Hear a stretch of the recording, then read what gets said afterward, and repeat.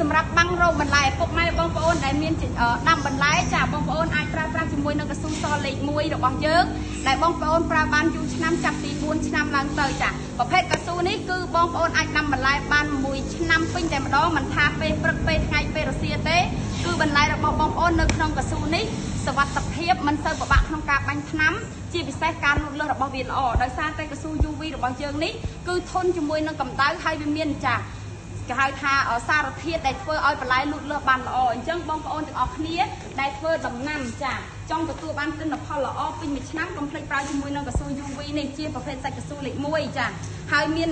តសេលេខនៅលើតង់កស៊ូតែម្ដងចាបងប្អូនមើលណាមានជាតិ UV ចាសម្រាប់រោងបន្លែអញ្ចឹងបងដែលត្រូវការកុំភ្លេចទំនាក់ទំនងមកសម្រាប់តម្លៃចូលក្នុងឆាតដោយសារវាមានកម្រាស់2បងប្អូនអាចសួរបានចេញជាដុំក៏បានចេញជាម៉ែត្រក៏បានអញ្ចឹងថ្ងៃនេះក៏អត់ភ្លេចអរគុណដល់អតិថិជនដែលបានជួយទិញ6ម៉ែត្រគុណនឹង12ម៉ែត្រនៅថ្ងៃទី2ខែ7ឆ្នាំ2025សូមអរគុណសូមជម្រាបលា